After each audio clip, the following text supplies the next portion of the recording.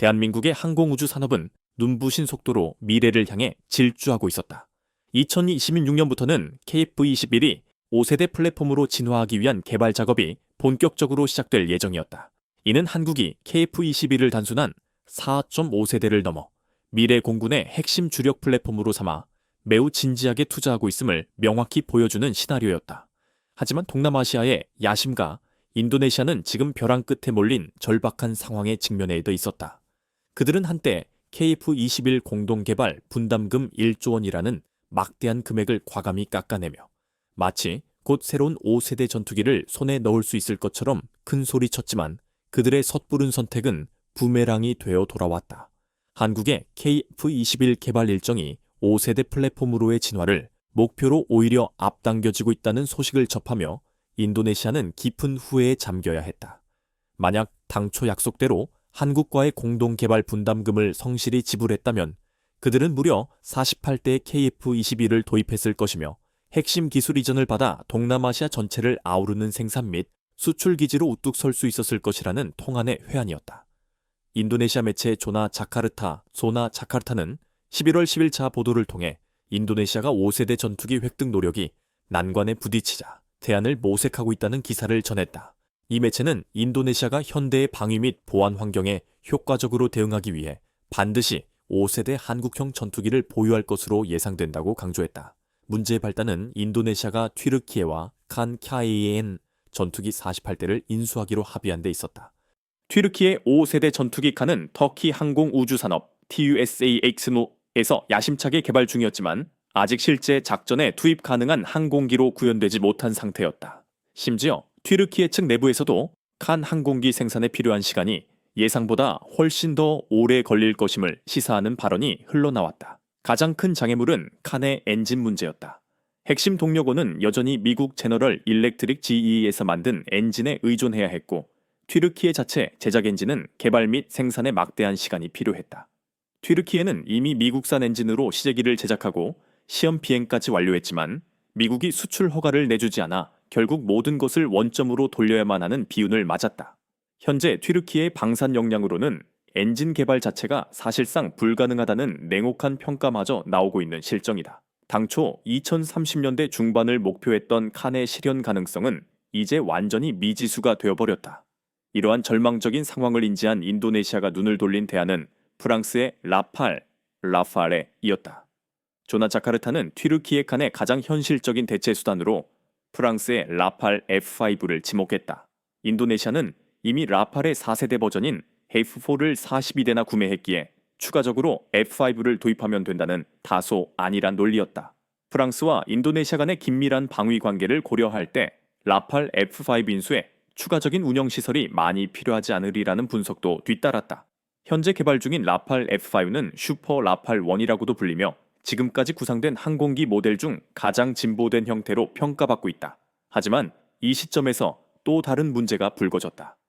이미 42대를 구매했던 라팔 F4에 대한 인도네시아 내부의 불만이 터져 나오기 시작한 것이다.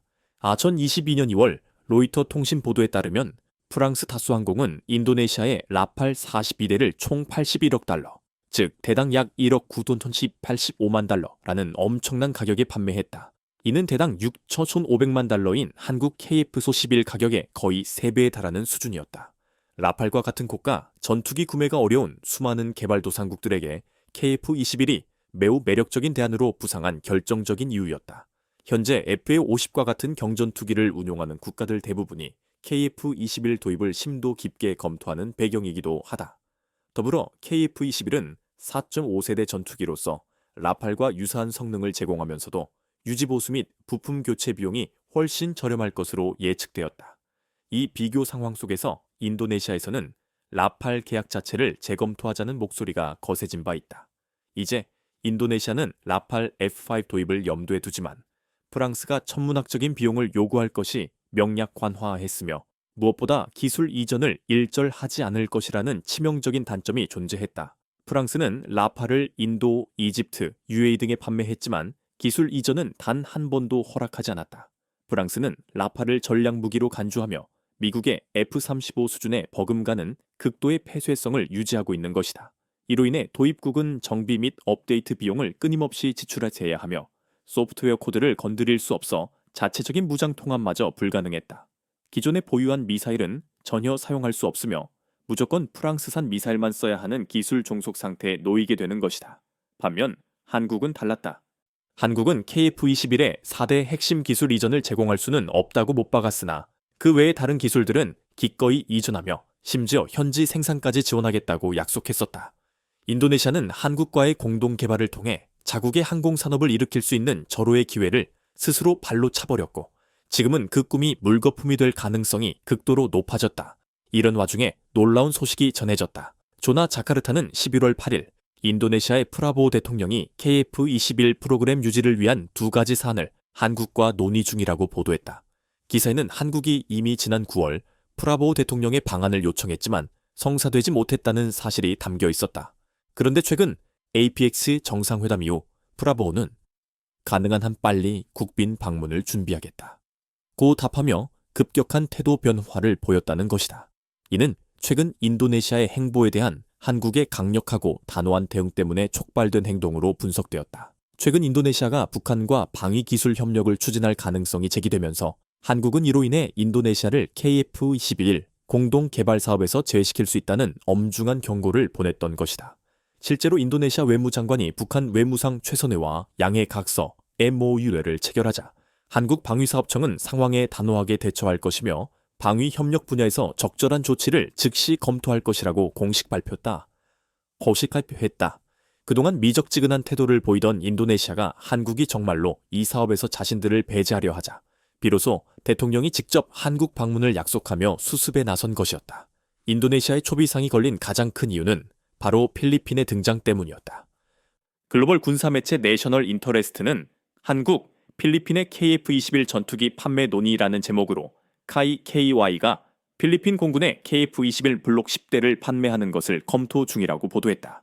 사우스 차이나 모닝포스트 SCMP 역시 2025년 10월 27일 필리핀, 한국 전투기 추가 구매 협상 중이라는 기사를 통해 한국 제조업체가 지리적으로 가까워 기술 이전을 포함한 상당한 애프터 서비스를 지역 고객에게 제공할 수 있다는 점을 강조했다.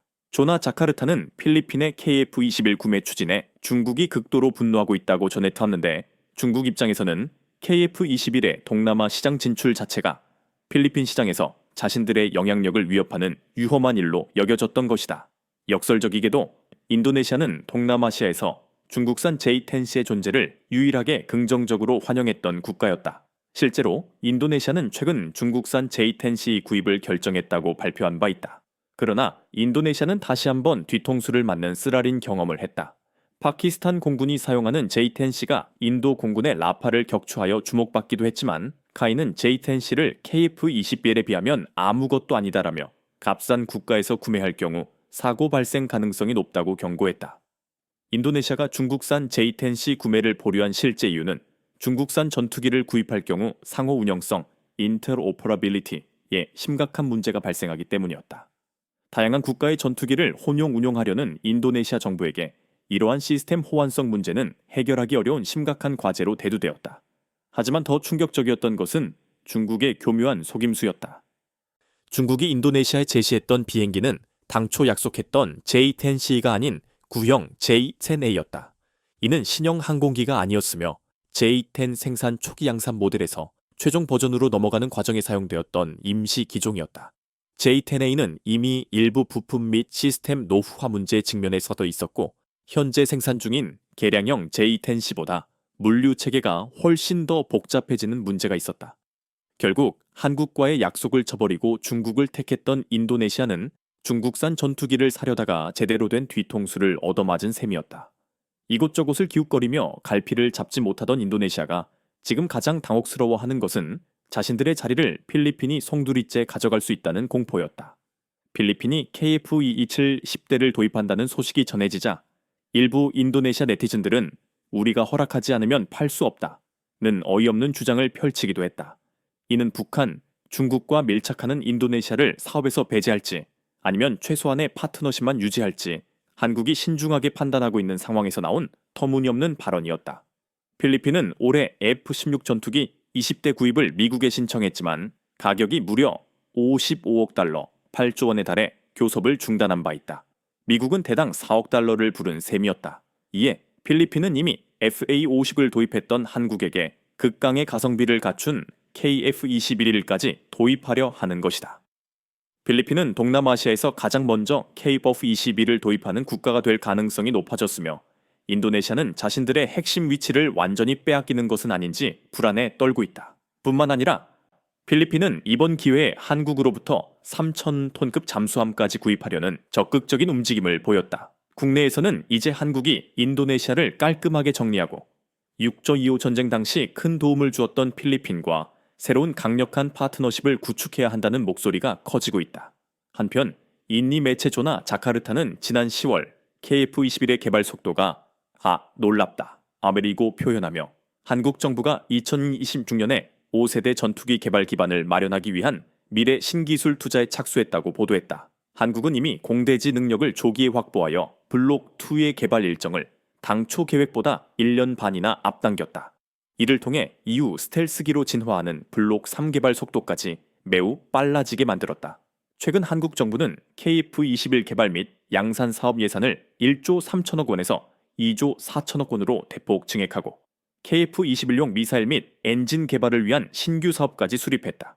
첨단 항공기 엔진 개발에는 총 86억 원이 배정되어 내년 국방 예산에 처음으로 반영될 예정이며 스텔스 기술에만 무려 630억 원이 투자될 예정이다. 정부와 기업이 하나가 되어 움직이며 개발 속도는 걷잡을 수 없이 빨라지고 있었다. 일각에서는 북한, 중국과 밀착하는 인도네시아를 과감히 포기하고 6.25 한국 전쟁에서 피를 나눈 필리핀과 손을 잡아야 한다는 단호한 주장들이 제기되고 있다. 최근 중국의 지속적인 위협에 시달리던 필리핀에서는 한국산 KF-21 전투기와 잠수함 패키지가 도입된다는 소식에 들뜬 분위기가 역력했다. 한 필리핀 네티즌은 6.25 전쟁 당시 중공군의 대공세를 막아냈던 필리핀 제10대 전투단의 유동 전투를 언급하며 다음과 같이 외쳤다. 유동 전투를 기억하십시오. 한국과 필리핀의 파트너십은 강력합니다. 첨단 군사 기술과 외교적 격변이 교차하는 이 흥미진진한 국제 정세 속에서 여러분의 생각은 어떠신가요? 인도네시아의 실수는 무엇이며 한국 필리핀의 새로운 동맹은 어떤 미래를 가져올까요? 댓글로 여러분의 깊이 있는 의견을 남겨주시고 좋아요와 구독을 통해 다음 영상의 제작에 힘을 실어주세요.